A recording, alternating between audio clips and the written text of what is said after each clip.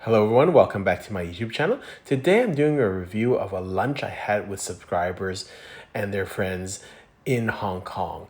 And it's really one of the really rewarding things about this channel is that I get to meet subscribers, and I've built up a really nice groups in London and New York, Hong Kong and Singapore. And so when I go to these cities, I feel very comfortable. I've got people that we already know and have met many times. We're comfortable with each other in terms of drinking. And I would have never been able to meet these people without this channel. So I'm so grateful for my subscriber. I drink with this subscriber quite a bit.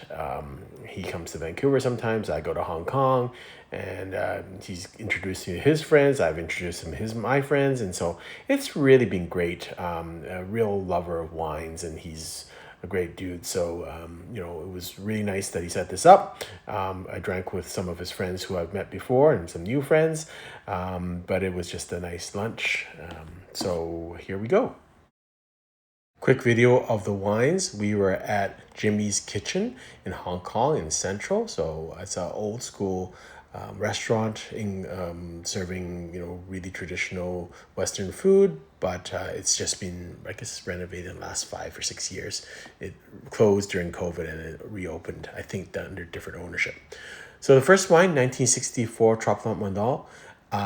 And I bought this at Ponty Wine Cellars. I think I posted this on my Instagram page and said, hey, should I buy it? I ended up buying it.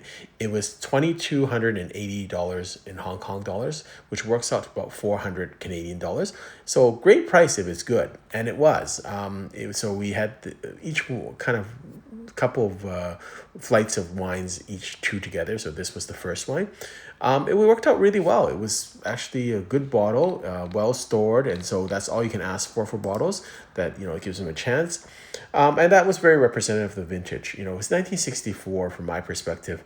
If it's still drinkable, I'm really happy with it. So my notes: bottle in good condition. I had kind of blackcurrant pastel or compote, sandalwood, dried cranberries, kirsch with an iron aftertaste. It really actually grew on me after a while. So first taste was okay, and it actually was better and better. Of course, it's kind of past its prime a little bit, but it's really, really pleasing. So my rating, 89 points. That wine was paired with the 1969 St. Henri Penfolds Claret, and such an amazing kind of a chance to drink this wine. It's really neat because it says special vintage. It uses the word claret. I haven't tasted a 69 before from an Aussie. First of all, the bottle was great. Good condition, well stored. Tasted what it should taste like, which is it's in decline, but it's still lovely. It tasted a lot like a Bordeaux, and so if you just smelled it and tasted it blind, I think you'd think it's a Bordeaux. It's getting in there and long in its tooth, but it's just a wonderful chance to drink these two wines. These are wines examples. They're not going to be high scoring wines, but they're lovely wines and a great opportunity to taste them. And they're so old, and so it's like just amazing to taste them. My notes: lots of tobacco and tea leaves. There's not a lot of fruit, but there's some leather and some spice on the aftertaste. Quite nice. Both of these wines were quite nice and light, and really nice way to start the meal. My rating is 88 points. Next flight, we had the 1990 Beau Becot. So again, I bought this at Ponty, and for about 1330 Hong Kong dollars, about $236 Canadian. And I think people will say, Trophy, you just made a video about how overpriced Hong Kong wines are and how it's so hard to get selection. Yeah, but of course there's good selection, but you really have to know what you're doing. And I spent so much time in the wine shops to try and get the best deal. So there are deals, but you really have to work hard to kind of look at them. There are some really overpriced wines also. So you just really got to know your stuff in Hong Kong. Beau Becot, great Saint Emilion producer. Arguably, they're making better wines today than they were in the past, but 1990 is a great vintage. Again, one of these vintages that I felt very comfortable serving, popping open right away. We can enjoy it. We don't have to decant and we have to wait for it to air out. Great wine. My notes: fully mature, drinking beautifully, dried cherries with floral aromas, tobacco, and earthiness. Medium body, but really smooth, silky, and a great drink. My rating is 90 points. That was paired with the Chateau Le Bon Pasteur 1990. So two 1991s, one from the Saint-Emilion region, one from Pomerol. The Bon Pasteur is mostly Merlot. I think 20% is Cabernet Franc. So a little bit different. The two wines actually showed beautifully, both of them. I preferred the Le Bon Pasteur a little bit more because it was a little bit heavier in terms of the intensity of fruits. And a little bit more depth into it. Both were excellent and very close, but it was a really great comparison. So my notes, a bit more intensity of fruits than the Beau Becot.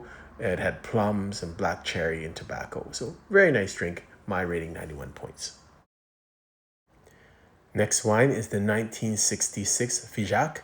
And again, Figeac has gone through good and bad times. So Figeac has produced great wines in the past. Then there was in my opinion, a kind of a lull period where they didn't produce great wines, probably between the 70s and 2000s. I didn't think they produced as good of wines. And now they're back up to that top level since, I would say, about 2010 and afterwards, probably 2015, somewhere around there. They're really producing stellar wines now. So this wine was 66, great vintage, and it's great to compare and contrast with the 64 that we had. 66, again, better vintage, a little bit stronger, and that's why you'll see a higher rating for this. It was in great condition, and you could tell the strength of the vintage. It just produced more than the 64, which Troplong Mondot, which is a little bit lighter.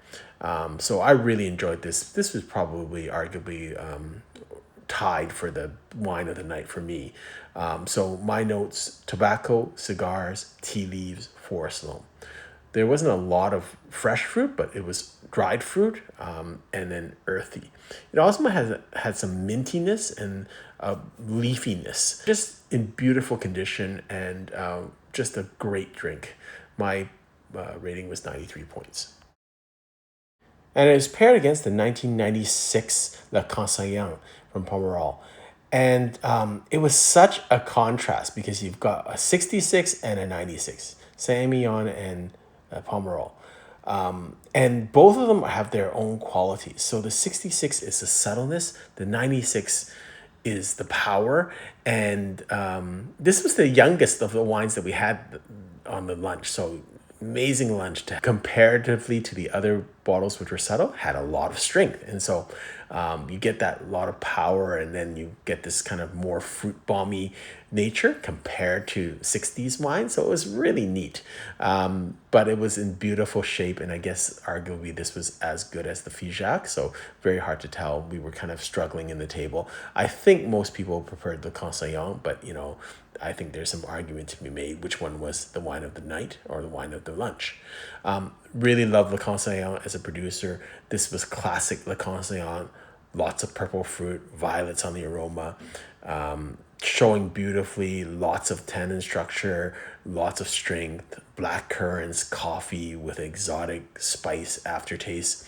It was like medium tannin. It wasn't really harsh tannins, but very silky palate. This is classic La Conseillante. And again, La Conseillante has went through good and bad. I think there was more spotty in the past, but 96 was a great vintage for them. And they really did a great job. My rating of this wine is 93 points. And then we ended the lunch with a Coche Dury, a 2017 Mersault.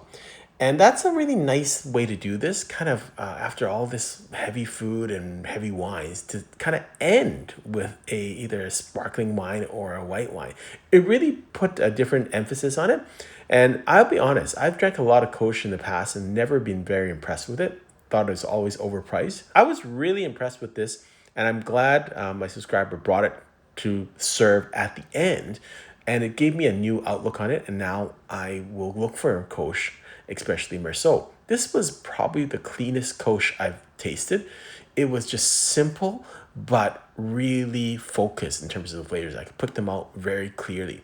Oak, butter, vanilla, creamy, medium bodied, perfect. And so again, this was probably, in terms of point score, the highest points I gave, but it was really neat to have. I still think, for me, in my mind, the top wines were the Figeac 66 and the 96 La Conseillante.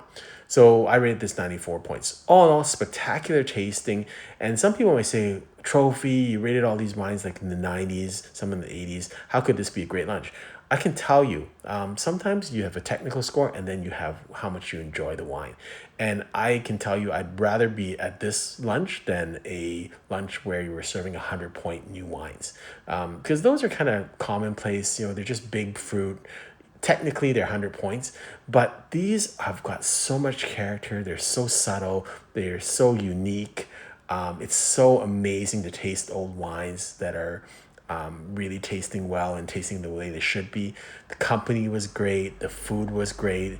And just a nice, relaxed atmosphere. So I really loved all these wines. It was a spectacular lunch, and I really thank my subscriber for putting it together for me in Hong Kong. Hope you've enjoyed this video. Until next time, happy drinking.